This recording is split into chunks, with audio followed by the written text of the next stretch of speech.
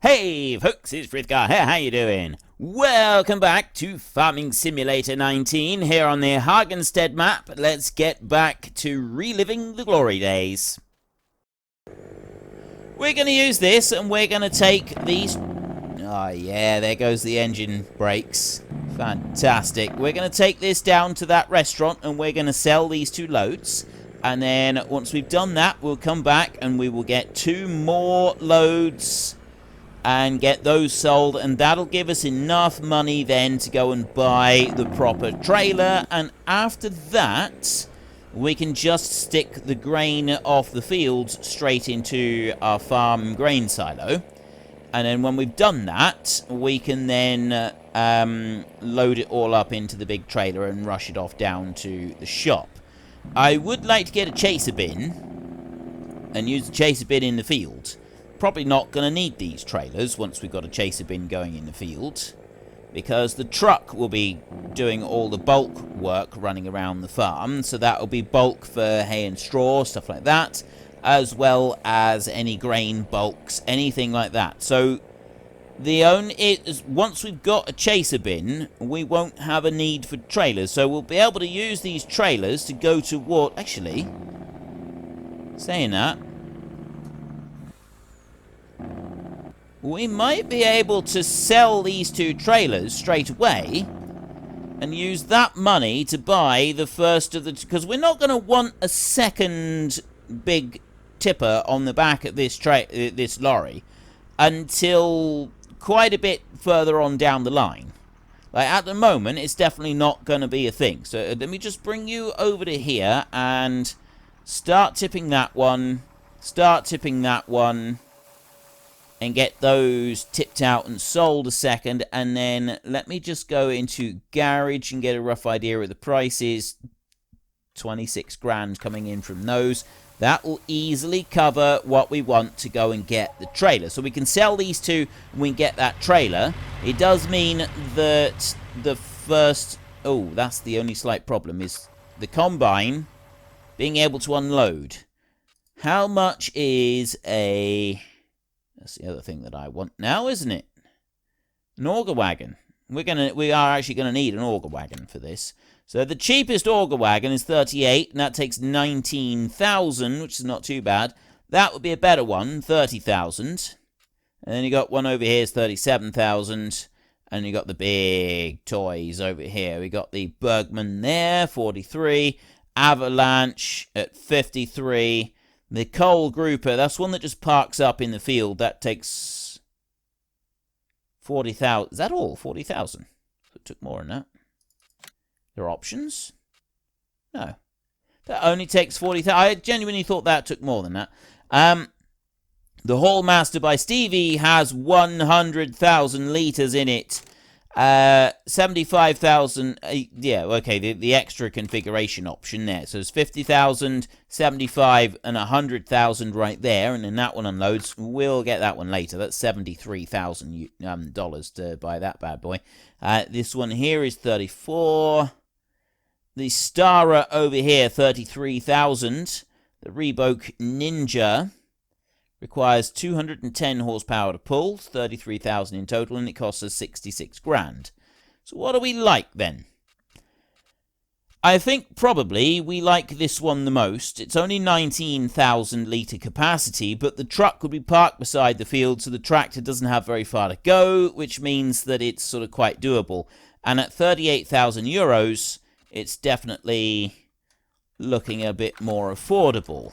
To start off with, we're going to take these 2 back to the shop and we're going to sell them so that we can buy the appropriate trailer for this truck right here. Then that 38,000 that we want to get in order to go and buy an auger wagon, that we might have to just wait for a minute. I'm just wondering if there's any other way that we can drum up some funds. Maybe we could just temporarily increase our loan a bit. I do want to pay off our loan. I've been talking about paying off our loan for a little while, and I still haven't done it. Our loan right now is 420,000. I was supposed to pay off some of that. I already increased it and said I'd pay it off quickly, and I haven't done that because I've been buying more stuff instead. I think the cows are going to be after the barley. That's fine. The cows can wait until after the barley. We can do that. But if I do, like, I think this is the right choice because this means that the harvest and the selling procedure is just going to be a lot faster than it's been up to this point. And we've kind of reached the point in our gameplay where speeding some of these things up is going to be the better option. So let me just unhitch those two right there a second. Jump out of Frisk Ginger and go in here. So I will repair that first. 74, so 16,600, yes. Okay, and then I'll do the same with this one. Like that, sell, yes. Okay, that gives me 98,000 euros. So then I go back into trailers in here, and we go all the way up through to the tippers that we want up here. Overaxle tipper with not that design, it's the other one I wanted. It's that one there with that design on it. That's my favorite configuration. That's the one that I like most of all right there. I can actually change the truck itself to a completely different color. We could go with all red around the outside of that one. Dark blue with a blue cover as well. I like that. Blue's not actually my favorite color, but I picked it for as like the main color of the channel. So I'm going to go with the blue this time. I can't do that on the truck. The truck's got to stay white. I don't have the option for changing that. So, I mean... No. Chrome, stainless steel, white. Maybe I should just stick with white and red so that it does actually match the truck itself. Yeah, we'll do that, because then it matches the truck. Much as I'd like to change that, I'm not going to. So, buy that one for 77,000. That goes right there. I know that... Yeah, well, I brought the truck here. So, let's drive back over to the farm. We've got 19 grand at the moment. I need 38,000 in order to be able... Ooh. Let's do it. Let's just do it. Let's take out a bit more loan and we will go and buy it, and then we've got that option. So I'm going to borrow. So that I got 39,000. Is that going to let me do it even? If I go here into Auger Wagons and I get that small star at one right there, I go wheel setup there with the Michelin ones. That's options. Good gravy. Wide tires. We'll stick with the standard Trailborg so that we got 38. There's 38,000. Buy that one. And I've also got the delivery charge. There. Another 950. Both of those are back at the farm. I've taken out some more loan, which I do need to pay off. I don't know when I'm going to pay the loan off. I keep talking about paying off the loan, and I keep forgetting about it at the moment. So let's not kid ourselves that it's going to be happening immediately. But I think there is the possibility that we could have it happening fairly soon. So the trailers are now gone, and in their place we now have the new truck, and we've also got the auger wagon, which I said only a little short while ago that I wouldn't be using. I wouldn't be doing it with an auger wagon, but apparently... my word means very little these days. I apologize for that. I should be more reliable. Right. You go up to there. I'm going to shut you off. And let's get you hooked into that one. Alrighty then. Let's see if this is going to have actually been worth all of the money that we have gone and invested in it. We've got 19,000 litres of capacity, which is enough to be able to cope with both combines. We can empty them both out into this one, and then we can rush it off and we can go and take it over to that one. Now, in theory, I guess I should be able to leave that one out for the whole time that I'm running this one around, because I'm never going to be on the other side of the combine. So, in theory, it should be able to go and do this. I don't know if it actually will, though, so we'll find out in a minute. What I'm going to... Well, can't see that it would be a problem. Like, the combine could go back and forth as much as it likes. It's not going to touch the spout there. I've never used a grain cart. I've only ever seen them being used in videos of, like, agriculture in the US. Never seen them being used in this country. Anywhere that I've ever worked has never used one. They've just had trailers going backwards and forwards from the combine to the farm, to the grain dryer. But I'm aware that in, like, Australia, large chunks of the US and other places as well, you don't just have... you don't need grain dryers. You don't take the grain from the field back to the yard and then put it through your on-farm grain dryer and dry it out a bit in order for it to be able to be stored. Whereas in this country, there's quite a common thing. So, yeah, it's different ways of doing it in different parts of the world.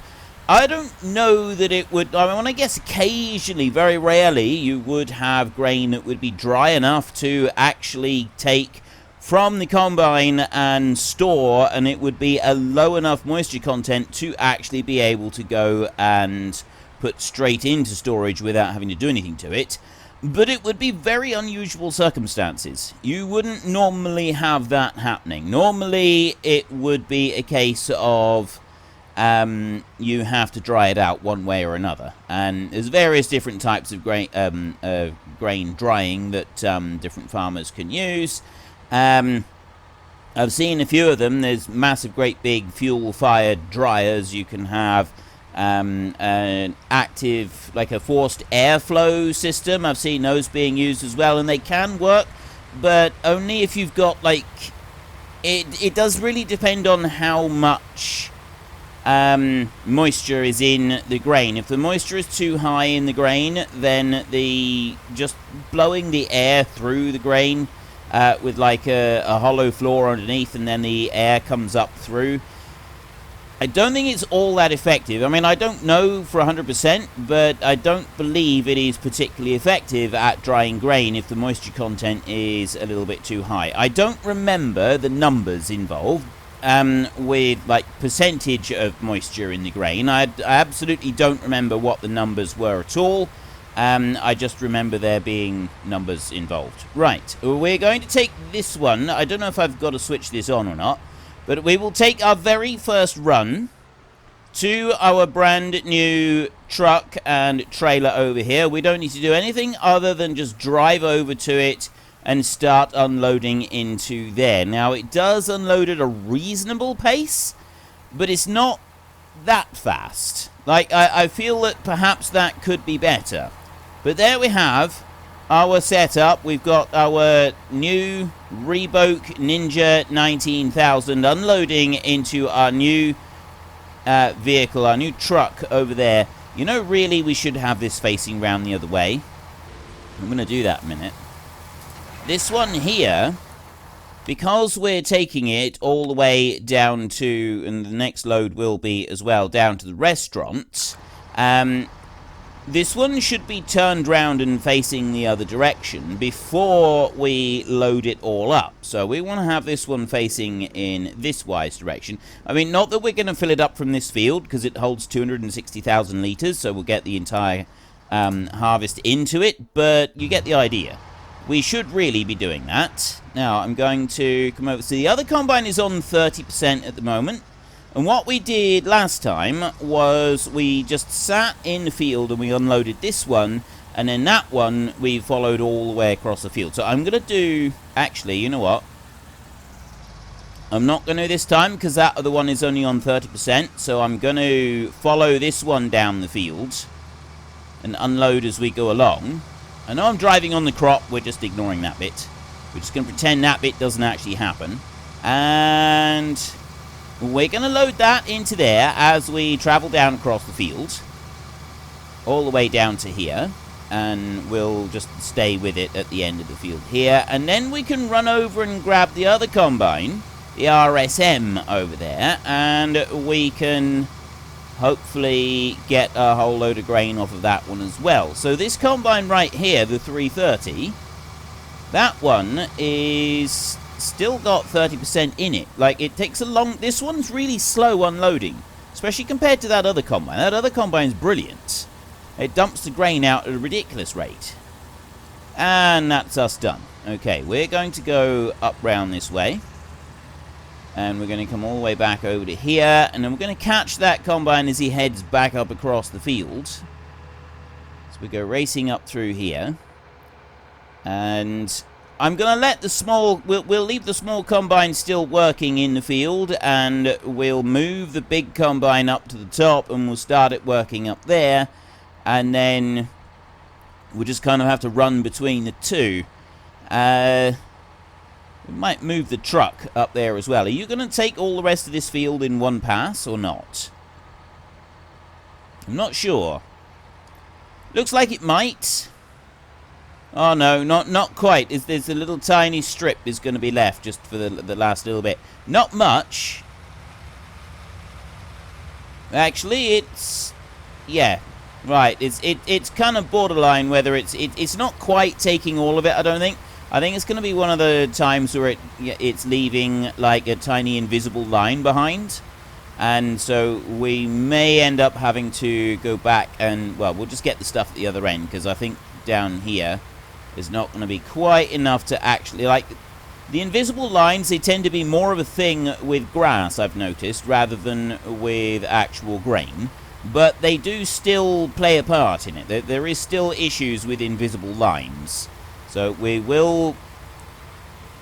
Actually, we'll just let the combine... We'll let the combine do whatever it wants to do. We'll run up here. And then we'll ignore it. There, we've got to the end now. He's decided he doesn't want to do anymore. We've got a little tiny bit down there, but I'm half tempted to ignore that and drive this combine up to the top. Although I really want this combine on the other field. And that one over there at 45%. I'm just going to empty this into the trailer a minute. We'll bring you up along there like that, and we will stop there. And there we have our brand new setup. Absolutely wonderful. Okay, while that is finishing up there, I'm going to have you. So I want this one to go and do the bigger field. Now, I'm curious, if I bring it over here like this... And I run up through there. Right, it's definitely not picking up anything down this end, so it's just a little tiny bit up at this other end. We're going to go and get that now. That other combine is full now at 93%. So I'm going to... There is a time when that spout being out is going to cause us problems. That is when the combine... is stopped in the field, and we want to go along and we want to get the last we want to like drive up to the combine going in the opposite direction. You look at it right now, that one on 98%. I want you. It's now stopping at 100%, and if I want to just come up this way and stop, then we are going to clash spouts. We do not want to cross swords. We absolutely don't want to be doing that. Not today. We will cross swords another time, but not right now. There. Right. So, you can just sit there and do that, and then I will take this one and leave a little tiny bit of straw right there, and we're going to whiz our way all the way up to the top up here.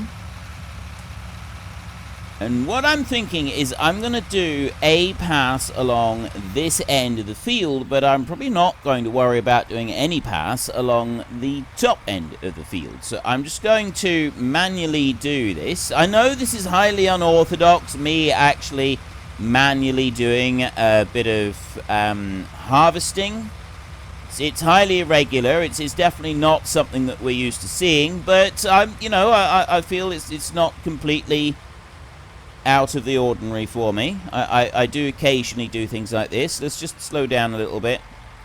Bring that in like that. And what I'm actually thinking is it would be better doing one more. I shouldn't really be going this way on it. And it's not because of where the spout is. It's because of the design of the header. Now, I realise that with really big headers, they actually have, well, I believe they do. I don't know. I'd need to go and have a look. We'll have a look in the shop in a second, and I will just confirm my little theory. But certainly with this header, you can see the drive motor and everything for it is out on this side. There's nothing on that side.